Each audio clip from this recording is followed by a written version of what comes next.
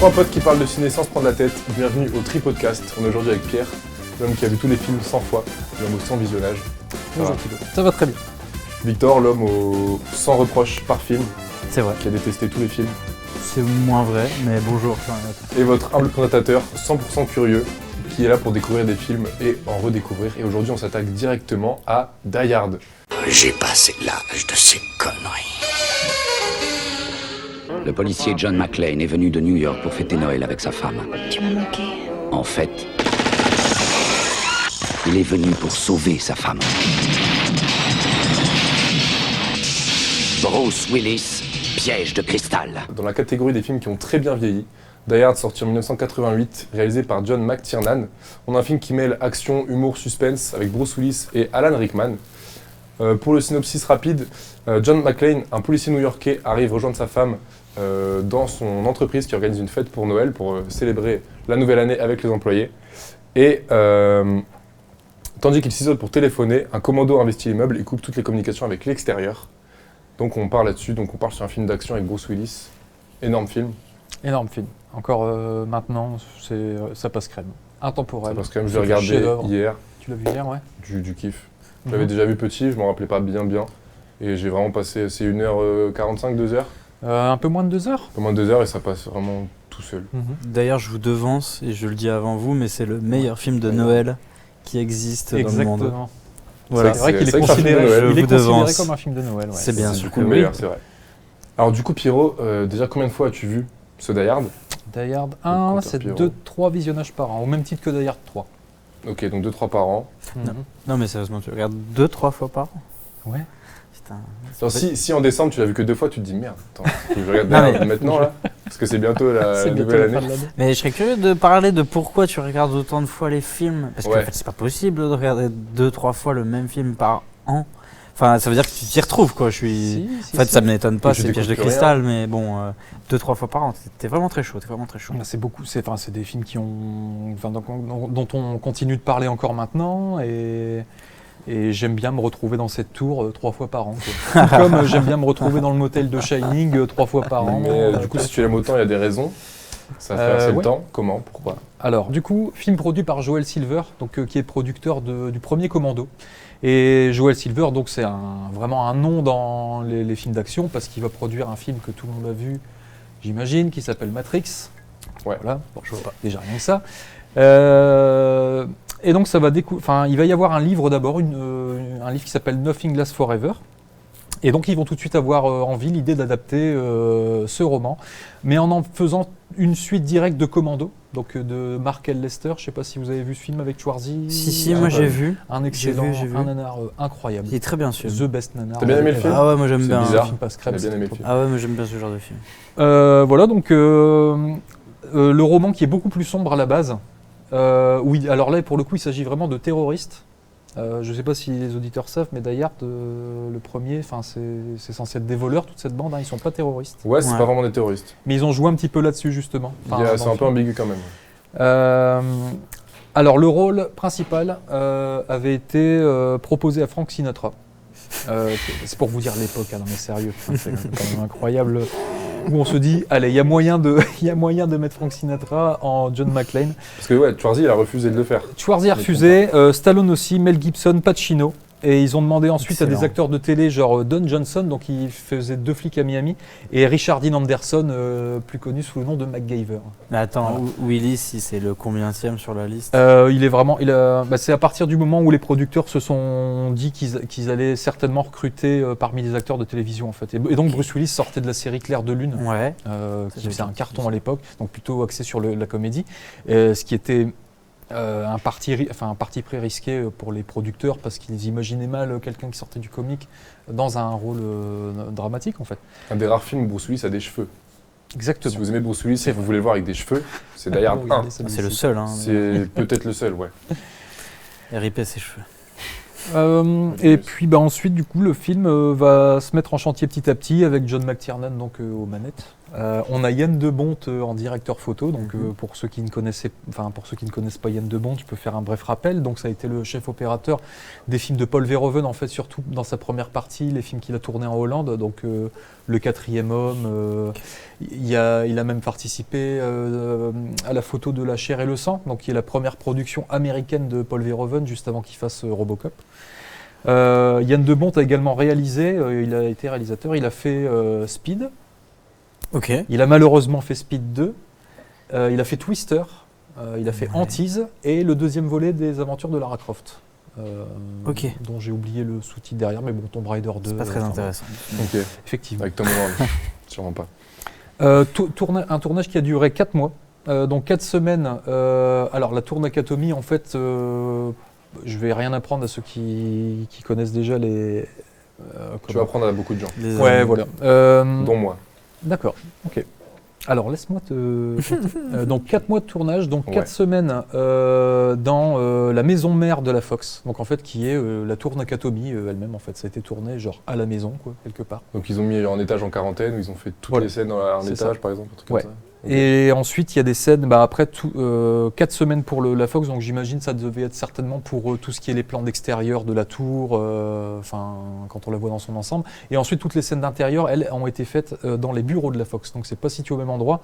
Mais là, ils avaient plus de temps pour aboutir, pour finir le film, quoi. Donc à la Fox, à cette époque-là, tu arrives au taf et t'as Bruce Willis qui passe pieds nus dans ton conduit d'aération. Voilà, qui est à 2 étages au-dessus de toi et qui fait un refus terrible. Normal. Non mais qu'est-ce qui se passe? Non mais ils font juste un film, t'inquiète. Voilà, c'est ça. Ils font un truc. Est-ce que vous pouvez arrêter de tirer à la mitraillette là, Ils font des meilleurs films d'action d'histoire, mais t'inquiète. Alors les étages qu'on peut voir dans le film, alors notamment les étages en travaux, étaient réellement en travaux.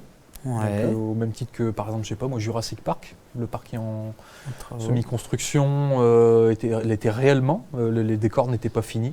Ok. Tandis que là, on a vraiment un film où on sait que c'est pas fini, ça ne sera jamais fini, mais on va te le montrer quand même. On va jouer avec le décor, en fait. Okay. Voilà. Si vous voulez. Moi, ce que j'ai bien aimé, ce qui m'a marqué, c'est qu'on est direct dedans. Il n'y a pas de longue mise en place où ils expliquent le plan avant d'attaquer. On sait qui est qui. On connaît à peine le flic qui arrive. On sait qu'il est flic et c'est tout, en vrai. Oui. Et ça commence direct. Et du coup, on est direct pris dans l'action et on se dit, OK, maintenant, qu'est-ce qui se passe? Il est tout seul avec eux. Et en fait, ça s'enchaîne sans vraiment qu'il y ait de contextualisation inutile. Et on comprend au fur et à mesure qui est qui, et encore pas tant que ça. Mais je trouve que ça ne dérange pas du tout parce que l'action, elle est bien faite, elle est au bon moment tout le temps. Et c'est ni trop ni pas assez, à part une petite scène. On pourra parler au moment où il saute. On va un peu spoiler, donc on fait pause et regardez-le avant. À un moment, il est dans la cage d'ascenseur et il saute, ou il tombe, on sait même pas trop. Il se rattrape avec à peu près 2 phalanges comme ça. Je me suis dit, Bruce, t'es peut-être très fort, mais là, pas à moi quand même. Mais le reste, je trouve que l'action, elle est juste. C'est pas un truc aberrant, donc je trouve que ça fonctionne carrément en fait, pour ça. Il faut savoir que cette scène, en fait, la scène dont tu parles, elle a été par improvisée, mais en fait, il y a eu un accident à ce moment-là. C'est qu'à la base, le cascadeur était maintenu par la corde qui était maintenue à la mitraillette, là. Et en fait, cette corde, elle a lâché. Et c'était pas prévu. Normalement, le McClane était censé vraiment atteindre le conduit qu'il essaye d'atteindre dans le film. Et en fait, ça a lâché et ils ont décidé de le garder pour ajouter encore. Il s'est vraiment accroché. Tu le vois tomber et ensuite dans l'autre plan, j'imagine, ils ont dû le refaire, pour que ça colle. Mais je pense que le plan où il tombe, il tombe. Okay. Excellent. Voilà. C'est un cascadeur du coup. Oui, bien sûr. Pour toutes les scènes de cascade, évidemment. Okay. D'ailleurs, petite anecdote sympa aussi, faut savoir que ils ont conçu une prothèse qui ressemblait à des pieds, en fait, qu'ils ont mis sur les pieds de Bruce Willis, en fait. Et donc, il se trimballe comme ça tout le temps avec une faux paire de pieds pendant tout le film. J'aime bien les faux paires de pieds dans les films, j'adore ça. Du coup, je pense qu'on peut commencer à rentrer un peu dans l'art, quoi. Tu vois, c'est se poser la question de pourquoi le film n'a pas encore vieilli, pourquoi est-ce qu'il passe encore maintenant. Moi j'aimerais. Il y a un truc qui est marquant dans le film quand on le voit et qu'on se dit tiens, ça fait mouche. Et qu'est-ce qui fait mouche? C'est vraiment l'humour qu'ils ont mis dedans.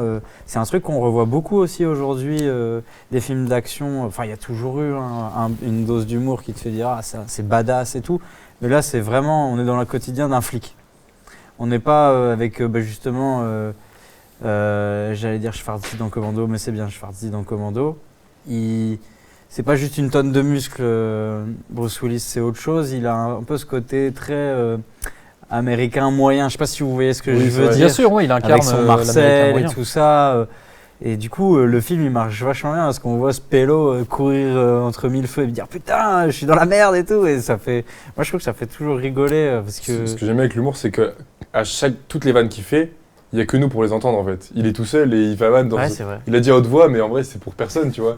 Ça me fait marrer, vraiment, il dit ah là là, bon, j'en ai pas en tête, mais je trouve ça marrant quand il dit ça parce que vraiment, il y a personne qui rigole en théorie, tu vois. Là-bas, il est tout seul et juste il râle et ça le fait chier, mais il prend un peu de trucs à la légère, genre. Très bonne VF d'ailleurs. La VF est bien. Très bonne Ouais, VF. la hein. VF est C'était les vraiment années où il y avait des. On avait vraiment des bonnes VF. Il y avait une âme dans le doublage Ouais, des ouais. films quoi. Frère, Bah, je dis ça fait vieux normal con, vu mais- que, enfin comment, un film maintenant met beaucoup moins de temps à sortir dans les salles à partir du moment Ouais. où il a été monté.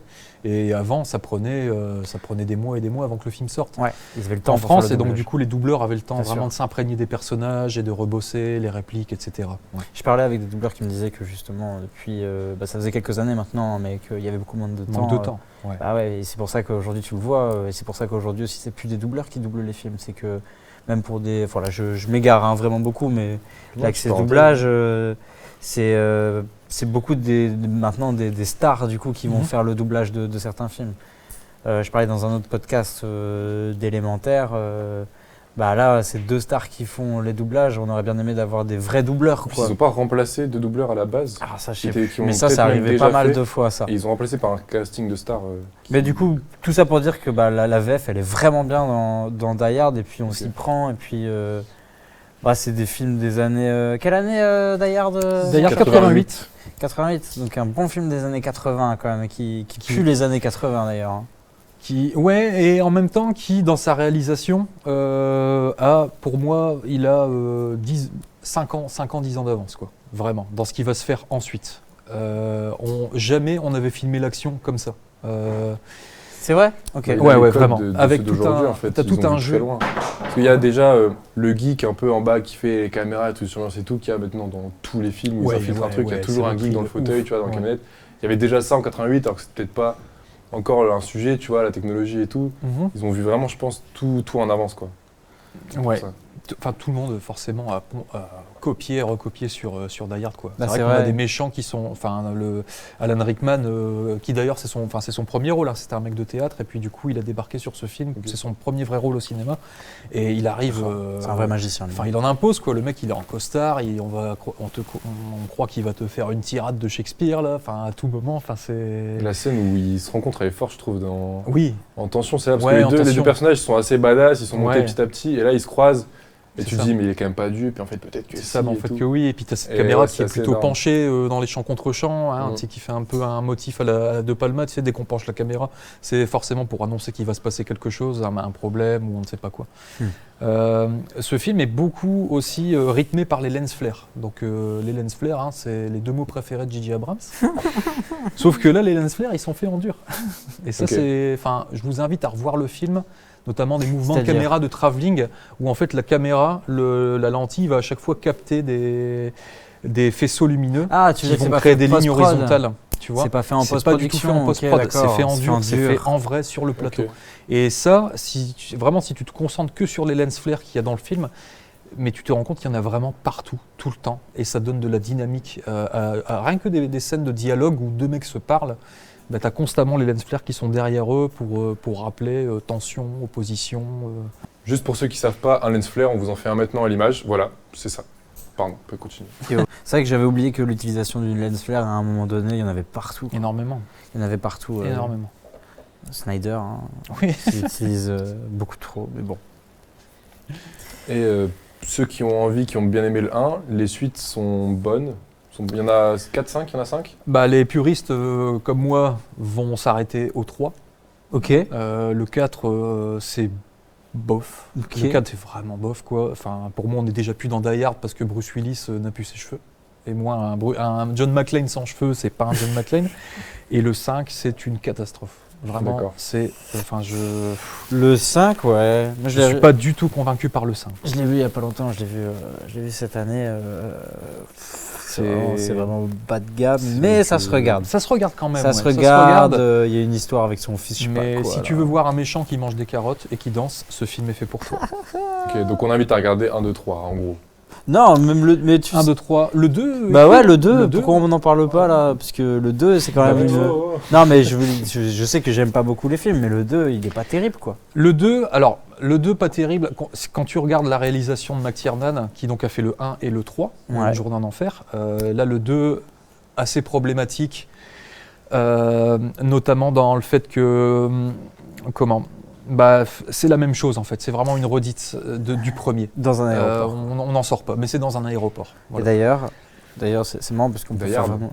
Die Hard. D'ailleurs, Non, mais d'ailleurs, la tour Montparnasse Infernale 2, c'est aussi dans un aéroport. Tiens, mais il n'y aurait pas un lien entre la tour certainement, je pense Il n'y aurait que- pas de ça, lien ouais. entre les deux films, je ne sais On pas. va mettre ça. Mais pourtant, on avait quelqu'un aux commandes qui était un bon faiseur, quoi, qui s'appelle Rémi Harlin.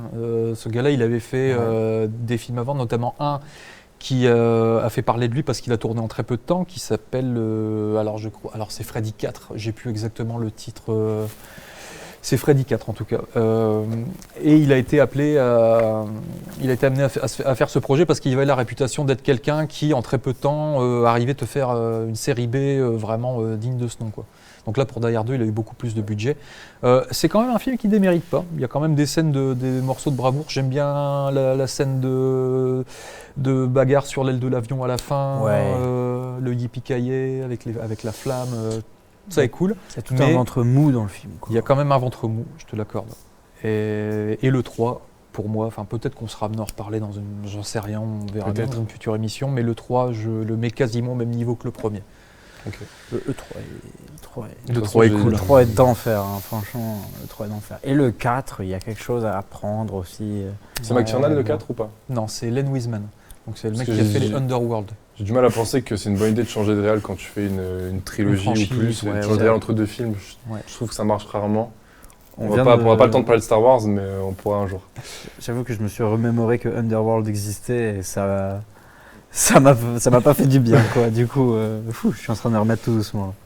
Et bah donc Die Hard, on vous le conseille, le 1 très, très fort, le 3 aussi et le 2 si vous avez le temps. Et moi je vous propose d'enchaîner avec un autre film, Ce serait bien. celui-là du coup dans une catégorie plus controversée qui a fait débat, qui fait peut-être encore débat. Qui fait moins débat mais maintenant. qui se regarde, est- c'est The Thing. Houston, on a un problème. The Thing sorti en 1982, De Jean John Charpentier. Carpentier, Jean Charpentier en canadien sûrement.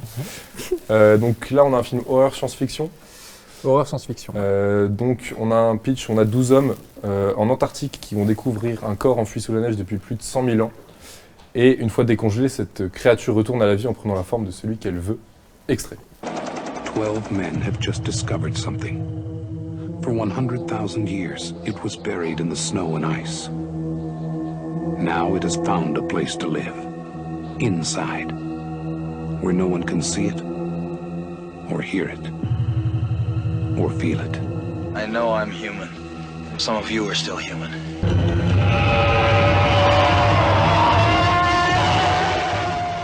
Du coup, The Thing que tu as vu 70 fois, Je les compte plus les faux que j'ai vus. on ne les compte plus non plus. Ouais. Tu peux nous le contextualiser? On en parler après. Vous le contextualisez, oui. Bon, ça va être plutôt rapide parce que je vais pas rentrer vraiment dans les détails. C'est bien dommage. On va dire ça part de Halloween, voilà.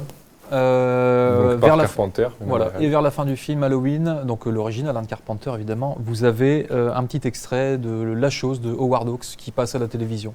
Donc déjà là, vous vous dites ah tiens,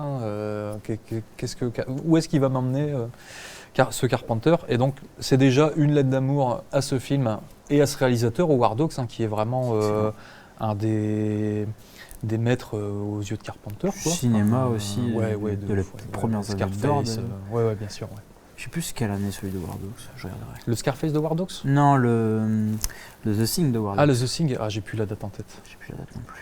On vous la met à l'écran. Regardez sur internet. Howard Hawks, dédicace, Howard il nous Hawks. regarde. Donc ce projet en fait c'est d'abord une nouvelle de Joseph Campbell qui s'appelle La Chose. Mhm. Donc ensuite il y a eu cette adaptation en film de Howard Hawks. Mhm. Et arrive à ce moment-là donc Bill Lancaster, le scénariste, donc qui est le fils de Burt Lancaster, Donc pour ceux qui ne connaissent pas Burt Lancaster, regardez Le Grand Détournement, La classe américaine, et c'est le spécialiste de la Wish Lorraine. Mais pour qui tu me prends? Je rêve. La fromagerie en bas de chez moi, elle vendait 3 choses, du fromage, des Wish Lorraine et de la bouffe chinoise. Alors toi, mec, avec tes régimes à la con, tu me fais bien marrer. T'as devant toi le spécialiste de la Wish Lorraine. Voilà, c'est lui. Donc c'est lui, Burt Lancaster.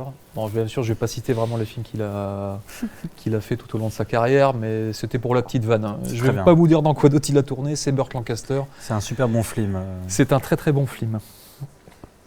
À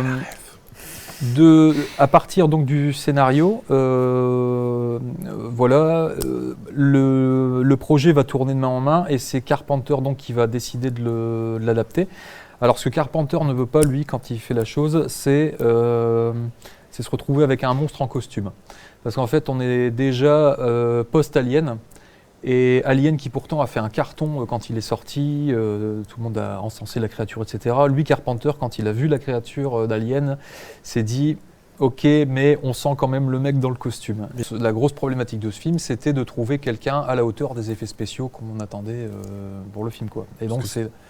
Oui. Ce que j'ai vu, c'est qu'il y a eu 1,5 million de dollars sur, je crois, une dizaine en tout, qui ont été dédiés aux créatures de Rob Bottin. C'est ça. Sachant qu'à la base, le film, il était budgétisé à 10 millions de dollars pour 200 000 dollars décernés, attribués aux effets spéciaux. Okay. Finalement, au vu du scénario et de tout ce qui allait se passer dedans, Carpenter s'est dit qu'il valait quand même, il valait mieux gonfler le budget effets spéciaux, quoi. Sinon, c'était impossible d'avoir ce qu'on a là à l'écran. Donc on est du coup sur un film qui a budgétisé à 15 millions, dont, comme tu as dit, 1,5 million pour les effets spéciaux. Ouais. Et j'ai pas bien entendu, c'est qui a fait la créature du coup? C'est Rob Bottin. Rob Bottin. Rob Bottin. Alors Rob Bottin, très très vite, il a fait ses armes avec Rick Baker. Donc Rick Baker qui est un concepteur d'effets spéciaux, il a fait notamment les effets spéciaux du Loup-garou de Londres de John Landis, où tu vois cette fameuse transformation du mec qui est vraiment, encore aujourd'hui, incroyable. C'est la meilleure transformation de Loup-garou ever. Elle est vraiment belle. Je vois. Et donc Rob Bottin, il vient de cette école-là. Ok. Il est fan de Carpenter au moment où Carpenter où Halloween sort. Ouais. Il réussira à obtenir un petit rôle dans Fog, où il va jouer carrément le rôle de Blake, le chef des lépreux en fait, dans l'église à la toute fin. Okay. Et de là, ça va être la parfaite entente entre les deux. Et donc Carpenter va le rappeler pour le tournage de The Thing. Donc à ce moment-là, quand il fait The Thing, Rob Bottin, il a 21 ans, quoi. Voilà. Donc je ne sais pas si vous vous rendez compte. Bah, tu te rends compte, 21 ans. C'est mon âge, je lui faisais ça. Demande-moi ce que je faisais à 21 ans. Moi, je fais un tripodcast. C'est mieux. M'impressionne pas. Donc tournage qui va s'avérer assez difficile pour Rob Bottin parce qu'il va passer des heures et des heures dans son studio à créer, créer toutes sortes de choses.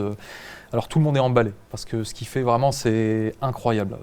Carpenter n'a qu'une hâte, c'est vraiment de voir ça en action et il se dit si ça marche à l'écran, c'est bon, c'est gagné. Parce que c'était vraiment ça le parti. La problématique du film, encore une fois, c'était de faire en sorte que tout ça soit crédible à l'écran, en fait. Parce que si ton monstre il est raté, tout ton film l'est, quoi. Voilà. Le film, on en parle encore maintenant, il est impressionnant, en grande partie grâce aux créatures, grâce aux effets ce qu'elles font visuellement. Voilà. Et alors que c'est 82 et en 2023, c'est pas dérangeant. C'est ça? Je trouve pas dérangeant. Bah, en fait, moi je pense que tu peux t'y retrouver en fait dans ces créatures. Je pense que ce serait, on va en parler. Je veux dire de l'aspect. Je vais te dire à quoi ça ressemble. Tu visualiseras mieux, mais c'est comme si tu avais enlevé la peau. Je sais qu'il y a une tête de chien à un moment, et du coup c'est comme si tu enlevais la peau de la tête de chien. Du coup, t'as cette espèce d'animal sans les fibres qui lui manquent pour avoir la dernière couche de peau, et il y a un aspect très dégueu et très... Le côté de pile ou face dans The Dark Knight, là... Ouais, mais il n'y a pas cet aspect brûlé, justement. Et en fait, c'est ça qui est intéressant, c'est que c'est frais, tu vois. Je sais pas, moi j'aime bien parce que... C'est la viande, quoi. Ouais, c'est la viande, mais une viande qui est plus filamenteuse, tu sais. Et c'est... tu vois, ça, tu fronces les sourcils quand tu le vois parce que tu te dis, c'est dégueulasse, tu vois. Okay. Tu te dis vraiment, j'ai pas envie de le toucher, ce truc. Et effectivement, il faut pas le toucher. Parce que si tu te fais toucher, tu te fais avoir. Du coup, Ok. Et ça fait partie de ces monstres qui touchent l'ennemi, enfin qui touchent quelqu'un et qui va lui prendre possession de son corps. Tu sais, il y a... C'est vraiment, on pourrait la métaphoriser avec l'idée de dégueulasse, tu vois, genre ça...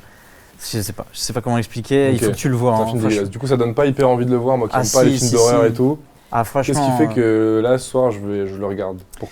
Pourquoi? Alors, laisse-moi te convaincre. Parce que déjà, on a Kurt Russell. Alors, déjà, rien que ça, c'est incroyable. C'est vrai. Après, on a un casting entièrement masculin.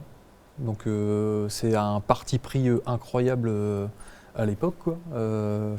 Surtout encore, avec tout ce qui se dit maintenant. Sur la place de la femme au cinéma, etc. Et là, pour le coup, on a un film qui te dit non, ce sera casting 100% homme, mais alors par contre, c'est pas dans un souci d'être anti. Vous voyez quoi, c'est utile au scénario, c'est vraiment fait pour que le spectateur n'ait aucune échappatoire, à aucun moment donné, on va resserrer via une intrigue amoureuse entre tel et tel personnage. Vraiment, le but est de te plonger dans la claustrophobie. Avec quelques chiens, 12 hommes et une entité, quoi. Il y a quoi aussi? Il y a le meilleur interrogatoire aussi de l'histoire du cinéma, je pense. Le meilleur interrogatoire? Ouais, tu sais quand... Mieux que dans Cruising. Oui, la scène du... En fait, bien sûr, ouais. Non, mais en fait, il y a un moment, ils font bon, vas-y, faut terminer le film. Faut terminer le film, là, c'est bon, j'en ai marre de ce film-là. Faut qu'on retrouve cette créature et qu'on entame l'action et qu'on le bute, tu vois. Du coup, il dit on va réunir, tu sais, c'est vraiment un truc que tu pourrais te dire en tant que spectateur, réunissez l'équipe et voyez qui est le fautif, tu vois, parce que c'est l'un des 12 qui est fautif, tu vois, on ne sait pas qui est et personne ne sait, même toi en tant que spectateur, tu ne sais pas qu'est-ce qui se passe dans cette histoire en Antarctique, tu vois. Et il fait c'est bien, on a découvert le point faible. Maintenant, on sait que c'est avec, c'est avec le sang que ça réagit, le point faible. Donc on va prendre un truc au fer rouge qu'on va chauffer. On va chauffer à blanc le fer rouge et au contact du sang, s'il y a une réaction, on sait que c'est toi le méchant, tu vois. Okay. Et du coup, ils prennent le sang de chacun et il y a des petites coupelles avec le nom de chacun sur chaque coupelle. Et du coup, un par un, ils vont tester. Ok. Et ils vont tester avec je sais plus comment on appelle ça, un rouleau de cuivre. C'est des pH, cuivre. Enfin, qu'ils ont chauffé à blanc et du coup ils le mettent en contact du sang et ça fait un bruit qui fait. C'est trop bien. T'es là parce que tu te dis putain, quand est-ce qu'il va arriver le jump scare et tout. Okay. Et je te spoil pas cette scène, mais une super scène, tu vois, genre t'es à fond dedans et puis c'est trop bien. Ok. Donc il y a l'interrogatoire. Il y a quoi aussi? Il y a la fameuse scène du chenil. Oui. D'ailleurs, à force de travailler sur les effets spéciaux, donc Bottin, il a fini à l'hôpital parce qu'il dormait plus. Bottin. Et en fait, il a été remplacé par Stan Winston. Donc Stan Winston, c'est celui qui a fait les effets spéciaux du Predator, qui a conçu la reine Alien dans Alien 2 et qui a fait Jurassic Park entre autres. Il a fait Terminator, le design, voilà. Donc ça. Un grand monsieur, quoi. Voilà. Ouais. Mais qui dit quand même que tout le mérite revient malgré tout à Rob Bottin parce que pour son jeune âge avoir réussi un tel exploit, c'est quand même incroyable, quoi. Okay. Et il a fait quoi après Rob Bottin? Rob Bottin, il a que 21 ans là. Je sais que dans Seven, c'est lui qui fait le personnage de Victor, celui qui est la victime de la paresse, il me semble. Okay. Qui a allongé pendant un an sur son lit là. Ah oui, dégueulasse. Et du coup, c'est Rob Bottin qui a fait cet effet. D'accord. Tu vois. Ouais, c'est bien fait. Mais il en a fait d'autres, il est partout. Il a fait les effets spéciaux de Total Recall avec Schwarzy. Très bien. Mutant. Ok, et je vois là, voilà, je vois sa patte alors. Parce qu'il y a un truc un peu Carpenter dans. Ouais, on a un truc vraiment. C'est plutôt Recall. Lovecraftien en fait. Comme forme. Cette fameuse tête de plan de fin là, de Jeremy Irons, je crois, qui explose à la fin de Total Recall, il me semble. Total Recall, Jeremy Irons? Non. Non, c'est pas Jeremy Irons. Non. Michael Ironside? Ouais, Michael Ironside. Pardon. Lui, mais tu confonds les têtes qui explosent. Michael Ironside, Scanners. Oui. Ouais, c'est ça, c'est Scanners. Mais dans Total Recall, c'est les bras en fait. C'est les bras dans l'ascenseur avec. Et si vous avez une scène à garder de The Thing qui vous a marqué pour X ou Y raison, c'est laquelle? Victor? Moi je dirais que c'est la scène d'exposition, la séquence d'exposition, t'as l'impression de rentrer en cours de route, tu sais. c'est vraiment un film, tu te dis, bah attends, je comprends pas, je vais remettre en arrière. Ah bah non, c'est comme ça que ça commence, ok. Ok, il y a un loup, tu comprends pas, enfin c'est un chien, il court, il se fait canarder par un hélicoptère dans un monde de glace. Tu sais, tu te poses pas mal de questions. T'espères être éclairé un peu et t'es un peu éclairé sur le film. Et d'ailleurs, il y a eu même un film d'un préquel qui a été fait dans les années 2010 pour expliquer pourquoi c'était comme ça. Mais bon, on s'imagine bien j'imagine qu'à force de voir le film, t'as pas besoin d'avoir un préquel sur l'histoire d'avant. Mais ouais, la séquence d'exposition, elle te met tout de suite dans le truc, quoi. Ok. Tu sais déjà au début du film qu'il n'y a aucune échappatoire possible. tu vas pas Quelque part, le comprendre tout monde de est suite. déjà condamné à voir sa fin venir, quoi. On est déjà en train de lui courir après, tu sais que c'est la scène d'exposition, du coup, tu sais qu'on va pas forcément le... Enfin, j'en dis pas plus. Ok. Et toi, la scène? La scène, il y en a plusieurs, hein, mais allez, je vais dire celle où le chien, donc on a un chien hein, qui est celui qui est récupéré au début du film, hein, qui va à un moment donné errer comme ça tout seul dans des couloirs t'entends le bruit du vent.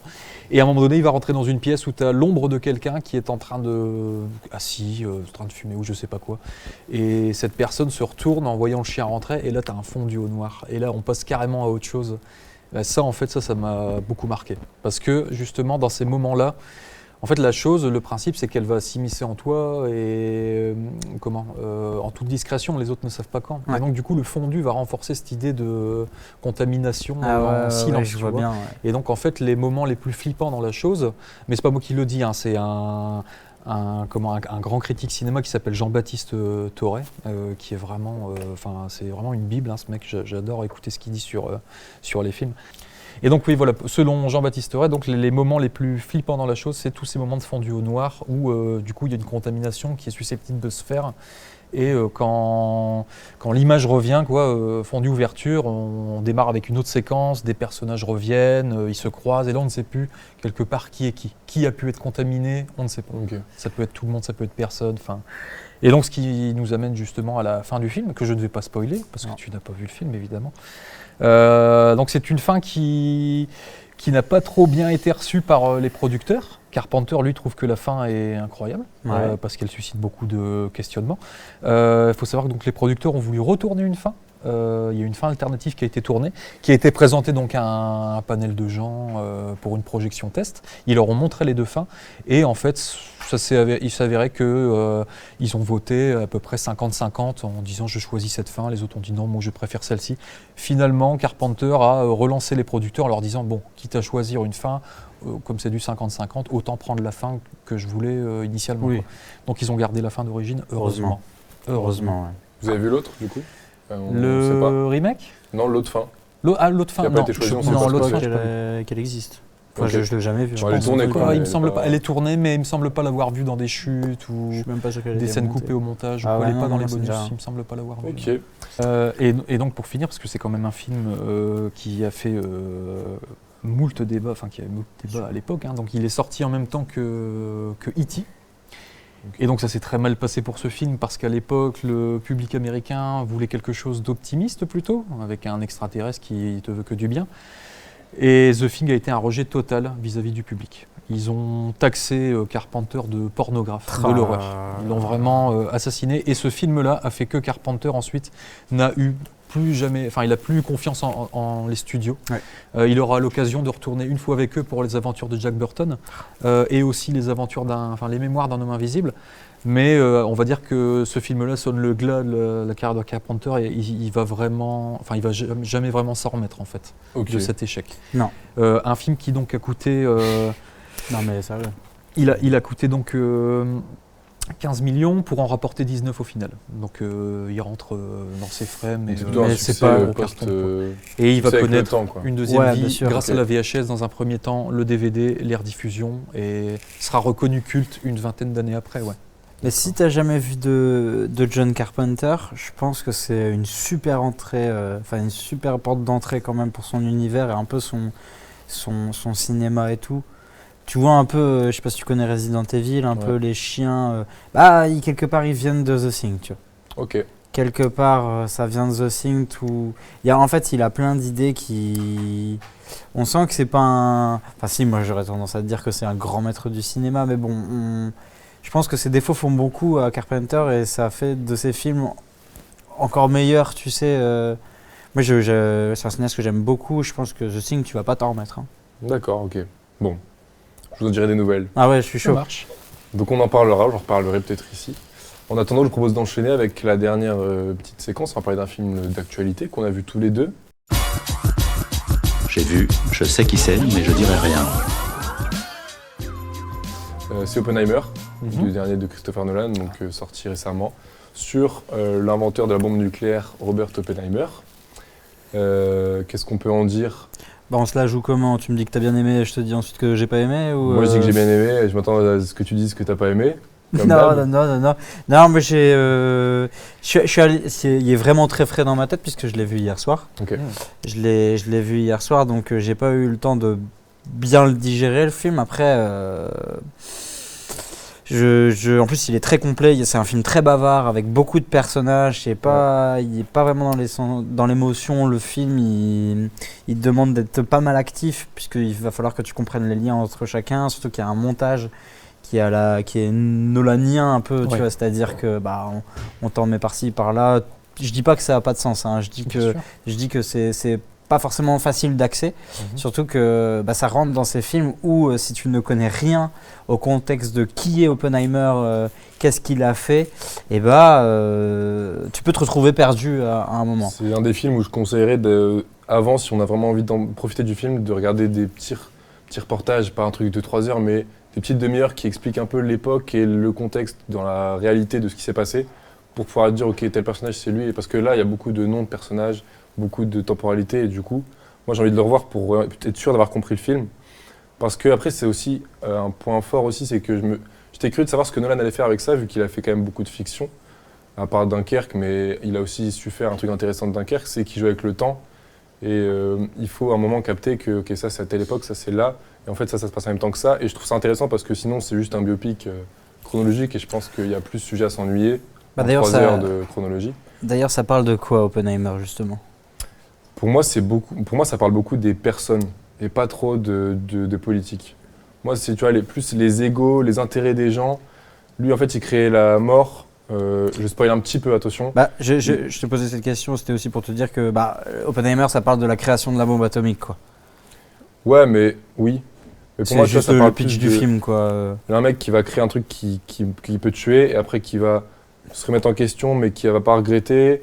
D'autres qui veulent avoir les mérites de ça, etc. Tu vois. Ouais. Pour moi, ça parle beaucoup d'humain aussi, au-delà de la politique. Ouais. C'est aussi le décalage. Tu vois, le film, il y a une scène incroyable. En spoilant, bien sûr, n'écoutez pas, bouchez-vous les oreilles à peu près pendant 30 secondes. Mais cette séquence où ils sont avec le président des États-Unis et ils se disent bon, on bombarde quelle ville? On bombarde quelle ville? Faut pas que ce soit une ville trop importante. Faut pas que ce soit une ville pas assez importante. Il faut qu'on marque le coup d'un point de vue, comment dire, faut qu'on fasse le buzz mais pas trop. C'est ça. Et tu sais, c'est marrant parce que tu as l'impression mais je regarde quoi en fait là Ils discutent de 150 000 morts. Tout, ouais, en tout, plus de 150 000. Ils disent ouais, il faut faire à peu près 150 000 morts si on veut que... Et du coup, tu entends ça, tu vois, dans une scène, tu te dis ok, où est-ce que je suis en fait? Même à la fin, quand il va voir le président et qu'il dit ouais, j'ai un peu du sang sur les mains et tout, le président il dit me ramenez plus cette pleureuse, tu vois, en mode oh là là, c'est bon, t'as tué 200 000 personnes, tu vois, on s'en fout. Ouais. Là, on tu te spoil rends le compte sévère. Ouais, j'ai prévenu. T'as prévenu le spoil? On a dit qu'on allait spoiler. Tant mieux. Mais qu'est-ce que j'allais dire Ouais. Moi, je sais pas. En fait, je me suis attardé sur le fait que c'était super compliqué et qu'on parlait beaucoup. Ça bavarde. Ouais. Tu sais, on te donne un nouveau personnage, t'as vu, il t'en amène 3 autres. Ah, chaque personnage t'en amène et tout. Après, il faut que ce soit riche. On parle de Nolan. J'ai beaucoup retrouvé du prestige dedans. Tu sais, dans le prestige, il y a ce montage qui est très cut, qui va très vite, mine de rien, avec beaucoup d'infos, avec que chaque plan veut dire quelque chose, mais quand t'en enchaînes, c'est marrant parce que on avait parlé de Spider-Man Into the Spider-Verse là, et finalement Oppenheimer ça va aussi vite que Spider-Man, tu vois ce que je veux dire? 3 heures, je suis le premier à m'ennuyer et là j'ai pas regardé ma montre pendant 3 heures quoi. Tu peux pas regarder ta montre parce que le film il t'envoie de la pâtée tout le temps et après c'est marrant parce que la bombe atomique, c'est quoi? C'est le bombardement d'électrons sur de l'uranium, si je dis pas de conneries. Et du coup, là, t'es vraiment bombardé autant que le principe même de ce qu'ils sont en train de fabriquer. Donc ça, c'est habile. Aussi, toute l'utilisation de l'explosion. En fait, finalement, exploser quelque chose, c'est la création. Et c'est pas l'anéantissement. Et en fait, ils le disent dans le film que la fission, c'est. Enfin, je suis trop bête. Explique que quand une étoile se comprime, ça fait. Enfin, après, c'est de la physique, on ne connaît pas, mais ça fait péter plein de particules entre elles. Et ils ont même peur d'une réaction en chaîne qui ferait péter le monde entier. Ouais, voilà. Il y a vraiment ce truc qui disent que la technologie qu'ils sont en train de faire, c'est un truc qui va et vient, c'est physique. Et le film aussi va et vient, puisqu'il y a des choses qui se passent en noir et blanc qui se passent dans le futur et quelque chose qui est en couleur et du coup qui se passe un peu dans le passé et à un moment donné ça vient se rejoindre et du coup il y a ce truc vraiment de va-et-vient. Donc j'ai pas vu mais ça me fait déjà là comme ça parce que ça me fait penser c'est pas mal, hein. Ça me fait penser à Memento. Ouais mais tout de suite. Ouais. Et puisqu'on est dans le thème puisque moi je voulais insister sur le son, je trouve qu'il y a un travail de ouf. Ouais. Il y a des silences qui sont hyper pesants et des séquences où lui dans sa tête sa trempe ça explosait et tout alors qu'il n'est pas dans un endroit où il y a une bombe, enfin tu sais des trucs comme ça. Et je trouve qu'il y avait un travail de son, même en termes d'explosion, après là je vais trop en dire, c'est peut-être pas intéressant, mais quand ça pète, il y a l'image avant le son, tu vois, l'explosion. Et je trouve que rien que ça crée des moments où t'es en mode, ok ça pète, ok ça pète vraiment, tu vois. Pareil, Dunkerque. Il y a de ça aussi. Les bombes là qui tombent en continu là, je sais pas si vous vous rappelez avec ce décalage entre l'explosion qu'il y a dans le fond et la détonation que tu entends à rebours en fait. J'ai trouvé que le travail du son était énorme sur ce film. Ça m'a marqué, je sais pas pourquoi. Ouais. Vous me donnez envie de le voir. Hein. Il n'y a pas des silences qui t'ont pesé à un moment en fait, disons que moi, quand un film dure 3 heures, ça je m'en fous, mais un film qui te dit de rester éveillé comme ça pendant 3 heures, l'utilisation du silence est très habile, c'est vrai. Je le reconnais à ce moment où on y arrive enfin à cette invention et qu'elle marche, tu vois, et que tout s'arrête, tu vois, c'est vachement bien. Non, c'était plutôt pas mal. Tu vois, j'ai été mauvaise langue. Je pensais que j'allais bien aimer, mais je pensais pas que j'allais voir ce film-là, tu vois. Si vous deviez lui mettre une note sur 10 ?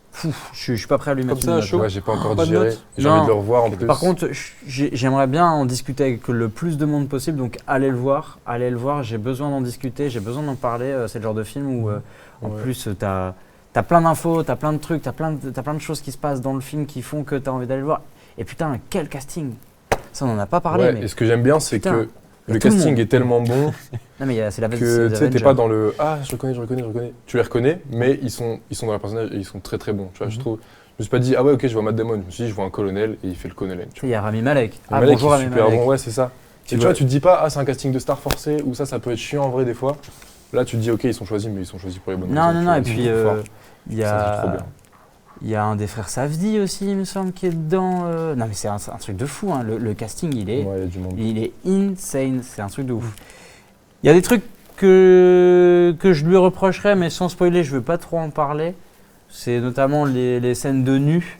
Les scènes de nu que des fois, j'ai l'impression qu'il a peur de filmer ses séquences, Nolan, et ça me dérange un peu, mais bon. C'est le seul truc que je trouve à redire sur le film. J'ai vu des gens qui disaient que c'était le meilleur Nolan. Bon, j'aime pas trop comparer, c'est pas très intelligent, mais pour moi, je pense que même en réfléchissant, ce sera pas mon Nolan préféré, mais c'est du très bon Nolan. Et puis le meilleur Nolan, ça reste le 3e Batman quand même. Sans transition, du coup. Et on conclut sur cet avis désastreux de Victor, qui n'est évidemment pas vrai. C'est évidemment le 1. Je sais pas. On espère que ça vous a intéressé, que vous avez envie de voir Die Hard, que vous avez envie de voir The Thing, que vous avez envie d'aller en salle voir Oppenheimer. Donc on va se laisser là. Dites-nous si vous trouvez que Pierre a manqué d'anecdotes manquait de culture, si vous trouvez que Victor n'a pas été assez aigri. J'ai un peu trouvé. Aujourd'hui, il n'a pas été très aigri. J'ai peut-être pas été assez. Voilà, de dites-nous merde. vos avis des films, vos avis sur les films. Je vais réussir à faire des bonnes phrases. Parlez en commentaire, on va discuter ensemble. En attendant, allez au cinéma. Et nous on se retrouve la prochaine fois. Salut. C'était pas mauvais, c'était très mauvais. Voilà, exactement. Alors reprenons. Je veux ta plaque, je veux ton arme et j'aurai ta peau. Nom de Dieu, pour qui tu te prends, hein?